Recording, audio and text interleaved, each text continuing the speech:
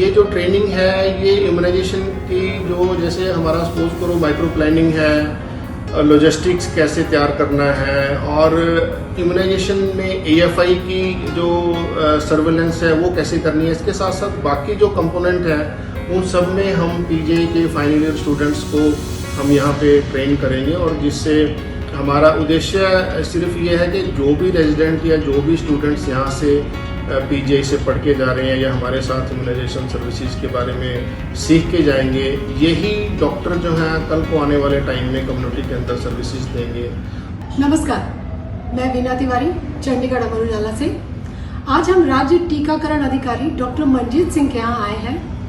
ये यूनिट बहुत ही इम्पोर्टेंट है क्योंकि बात जुड़ी है बच्चों के टीकाकरण से, और केवल बच्चों की ही क्यों, वयस्कों का भी टीकाकरण बहुत ही महत्वपूर्ण होता है क्योंकि वो हमें बीमारियों से बचाता है, और जब हम बीमारियों से बचेंगे तो जीवन सेहतमंद और खुशहाल रहेगा। इस यूनिट की कई खासियत है। सबसे खास बात तो ये है कि PGI, जिसका नाम आप सभी जानते होंगे, देश का ही नहीं विश्व स्तरीय ये चिकित्सा संस्थान है। PGI केवल मरीजों का इलाज करने के लिए ही नहीं जाना जाता बल्कि अपने रिसर्च, अपने आविष्कार के लिए भी देश विदेश में प्रसिद्ध है। अब PGI स्वास्थ्य विभाग के राज्य टीकाकरण इकाई से किस तरह जुड़ता है ये हम आपको बताते हैं। खास बात जो हमने आपसे कही थी वो खास बात ये है कि राज्य टीकाकरण इकाई जो हमारी है वो PGI को ट्रेनिंग दे रही है ना खास, क्योंकि PGI जो दूसरों को सिखाता है वो अपने राज्य टीकाकरण इकाई से सीख रहा है, और क्या कुछ सीख रहा है और कैसे सीख रहा है, कब तक सीखेगा, इन चीजों की विस्तार से जानकारी देने के लिए हमारे साथ राज्य टीकाकरण अधिकारी डॉक्टर मंजीत सिंह जी हैं। तो हम बिना देरी किए उनका स्वागत करते हैं और उनसे इससे जुड़ी चीजें विस्तार से जानते हैं। स्वागत है सर आपका। धन्यवाद वीना जी, और आपका मैं तहे दिल से शुक्रिया इसलिए करता हूँ कि आपने इतने अच्छे इम्पोर्टेंट टॉपिक के ऊपर ये अपना वीडियो बनाने का विचार किया है। सो जैसा कि आपने सवाल पूछा है कि PGI के साथ जो हम ये मिलजुल कर काम करने जा रहे हैं इसके बारे में मैं आपको बता दूं कि PGI चंडीगढ़ एक बड़ा ही प्रीमियर इंस्टीट्यूट है हमारे कंट्री का, जो कि ना के जो है नेशनल लेवल पे, इंटरनेशनल लेवल का जो है इंस्टीट्यूट है, जो कि मेडिकल साइंस में अपनी उपलब्धियों के लिए जाना जाता है। और हमें खुशी इस बात की हो रही है कि हम अपने जो हमारे डायरेक्टर हेल्थ सर्विसेज डॉक्टर सुमन सिंह के मार्गदर्शन में PGI के साथ और एक कड़ी जोड़ने जा रहे हैं, जो कि इम्यूनाइजेशन के अंडर PGI के जो कम्युनिटी मेडिसिन के जो फाइनल ईयर के स्टूडेंट्स रेजिडेंट होंगे उनको हम इम्यूनाइजेशन की अलग अलग जो कंपोनेंट है उनमें ट्रेन करेंगे। तो ये जो ट्रेनिंग है ये इम्यूनाइजेशन की जो जैसे हमारा सपोज करो माइक्रो प्लानिंग है, लॉजिस्टिक्स कैसे तैयार करना है और इम्यूनाइजेशन में AFI की जो सर्वेलेंस है वो कैसे करनी है। इसके साथ साथ बाकी जो कंपोनेंट है उन सब में हम PGI के फाइनल ईयर स्टूडेंट्स को हम यहाँ पे ट्रेन करेंगे, और जिससे हमारा उद्देश्य सिर्फ ये है कि जो भी रेजिडेंट या जो भी स्टूडेंट्स यहाँ से PGI से पढ़ के जा रहे हैं या हमारे साथ इम्यूनाइजेशन सर्विसेज के बारे में सीख के जाएंगे, यही डॉक्टर जो हैं कल को आने वाले टाइम में कम्युनिटी के अंदर सर्विसेज देंगे। तो अगर अच्छे ट्रेनिंग के साथ, अच्छे जो है ज्ञान के साथ अगर सर्विसेज देंगे तो वो एक कम्युनिटी के अंदर अच्छी सर्विसेज दे पाएंगे, ताकि हमारे बच्चे, जो हमारी गर्भवती महिलाएं हैं और हमारा जो पूरा जो कम्युनिटी है वो स्वस्थ रहे और मतलब अच्छे हेल्दी इंसान बन के कम्युनिटी का जो है हेल्प करें। जी डॉक्टर मंजीत, आप हमें ये बताइए कि PGI ने या सरकार ने चंडीगढ़ की राज्य टीकाकरण इकाई को ही क्यों चुना है इसके लिए? वो दिल्ली को चुन सकते थे, एम्स का टीकाकरण यूनिट ले सकते थे, तो आपको चुनने के पीछे की मेन वजह ही क्या है? ऐसे क्या खास उपलब्धियां हैं आपकी कि उन्होंने आपको ही मतलब माहिर माना टीकाकरण में? देखिए, इसका जो एग्जैक्ट आंसर है वो तो PGI विभाग के जो हमारे कम्युनिटी मेडिसिन के HOD सर हैं डॉक्टर अरुण वही दे पाएंगे, लेकिन हमें खुशी इस बात की है कि चलो हमें चुना गया। शायद इसके पीछे ये कारण रहा होगा कि जो इम्यूनाइजेशन सर्विसेज में हम लोग काम कर रहे हैं, कुछ नए काम कर रहे हैं, नई नई इकाइयाँ जोड़ रहे हैं, और हमारा जो अचीवमेंट है टीकाकरण में, चाहे वो फुल इम्यूनाइजेशन कवरेज है जो कि हमारा 100% से ऊपर है, और टीकाकरण में जैसे एडवर्स इवेंट फॉलोइंग इम्यूनाइजेशन एक सर्वेलेंस है जो कि हर एक राज्य को और UT को करना बड़ा ज़रूरी है, तो उसमें हमारी क्वालिटी बहुत अच्छी है और हम नेशनल लेवल पे बहुत अच्छा कर रहे हैं। दूसरा हम ये है कि कोल्ड चेन एक बड़ा इंपॉर्टेंट पार्ट है इम्यूनाइजेशन का, वैक्सीन की जो रख रखाव है उसमें बड़ा इंपॉर्टेंट है। अगर हमारी वैक्सीन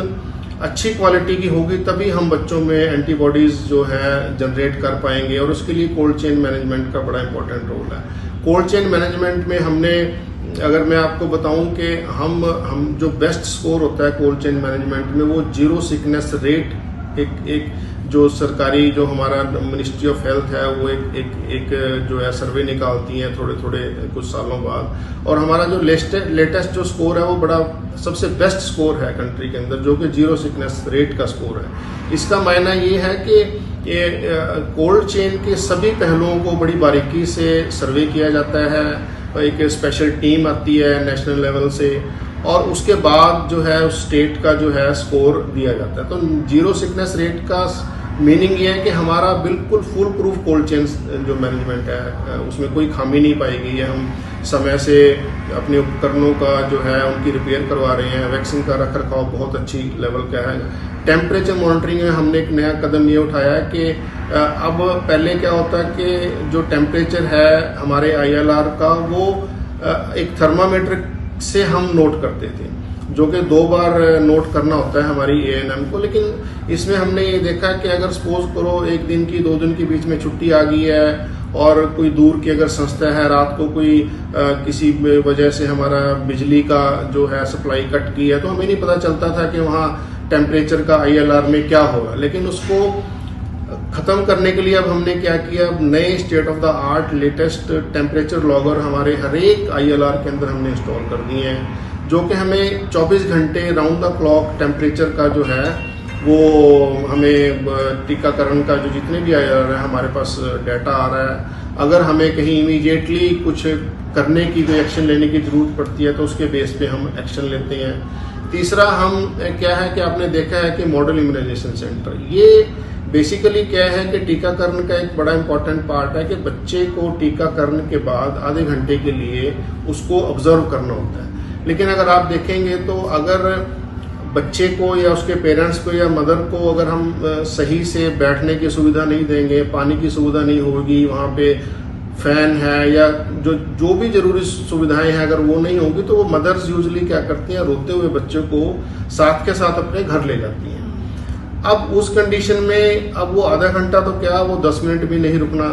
पसंद करते हैं, क्योंकि बच्चा रो रहा है, मदर के पास बैठने की जगह नहीं है, वॉशरूम बच्चे को करवाना है या ब्रेस्ट फीड करवाना है बच्चे को, तो कोई सुविधा अगर नहीं होगी तो वो बच्चे जो है मदर साथ के साथ घर ले जाएंगे। उसको देखते हुए हमने मॉडल इम्यूनाइजेशन सेंटर्स सेटअप किए हैं चंडीगढ़ में। यहाँ पे ये सारी की सारी बच्चे को, मदर को बैठने का प्रॉपर